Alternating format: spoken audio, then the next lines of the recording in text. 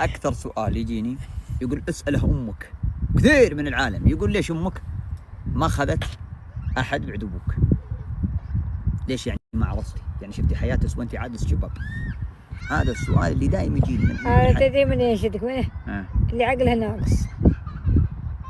لا انت مره شخصنتي. لا تدري ليش؟ اني افضي وقتي وحياتي وشبابي وقطعة مني ولدي اربيه. ماني ضيعت وقتي واروح انا اعيش حياتي واقول لهم كيفه. هاي قاعد تربيه. العاقل بيفهم والسفيه بيقول لها ضايع. وفي كلمه انت بعد قلتيها لي يما لبى والله خشمس اللي انت ارخصتي حياتك علشاني. في كلمه بعد قلتيها لي، قلتي بعد ماني مخليتني طلعت عمر الرجيل لا خليت لي رجال بكره يتحكم في ولدي. اما قام يربيك رجال غيرك وحط ولا حنك وحطك خادم من عنده سواق عنده ولا ضيعت حياتك ومستقبلك. بسم الله عندك الدراسه ما شاء الله عندك شبابك عندك لين اطلعك زي كذا. الله يبيض وجهك ويرحم والديك. العاقل بيفهم ليش قاعد تسلم. الله يخليك. والسبيل بيقول الله والله ضايع ليش ما عاشت حياتها؟ مثل اللي يقول انا عشت حياتي ما عاد لي في والدي حاجه. صحيح. بعيش حياتي هذه مثل ديك وانا ما ربيت الا مثل اليوم اشبه تقعد عندك. وفي سؤال ثاني بعد خلينا نسمعنا السنابات الثانيه. ايوه يمه أبعطيس في حياتك وش أصعب موقف قد جاز؟ ترى هذا السؤال يعني أصعب موقف قد جاز في يعني يوم أنت عشتي لحالك وربيتي وسويتي وحطيت، وش أصعب موقف جاز في حياتك؟ والله أصعب موقف في حياتي تربيتك وراك لين يومك ذا وأنا وراك. والله يوم ممكن حتى النوم يسرق النوم مني وراك. أنام بالجوال في يدي وادخل على الشباك ادور. الله يجعل عمرك. هذا صعب حياته ويموت. تدرون يا الربع كثير من العالم وكثير من الناس وكثير من الامهات الله يطول في اعمارهم ويخليهم ان شاء الله لعيالهم. من عادني صغير، انا كم عمري يوم كنت صغير كانوا يعزمون الوالده امي، كانوا يعزمونها خوالي ويعزمونها العرب، يلا تعالي عندنا في عشاء ولا في غداء.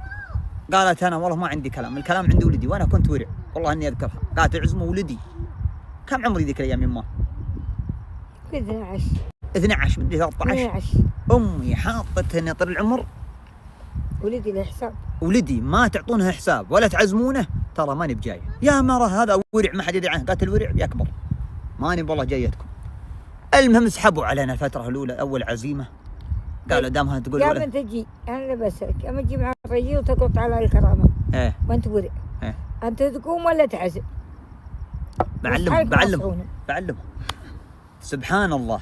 هذه نصيحه اقولها لكل شخص في ذا الحياه، لا تكسر مجاديف ولدك ولا بنتك ولا ورعك. ليه؟ عطها الثقه من عاد صغير، تراه بيجيك جيد وبيجيك ملكع، بس تكسر مجاديفه وتهاوشه قدام العالم.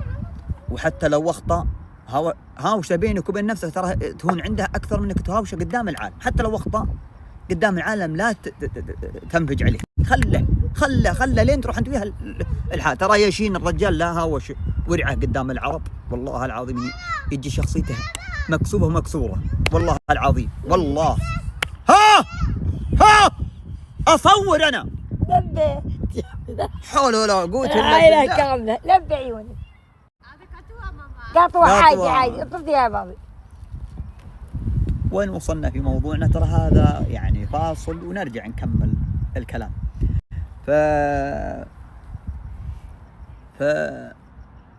والله ضيعني اقسم.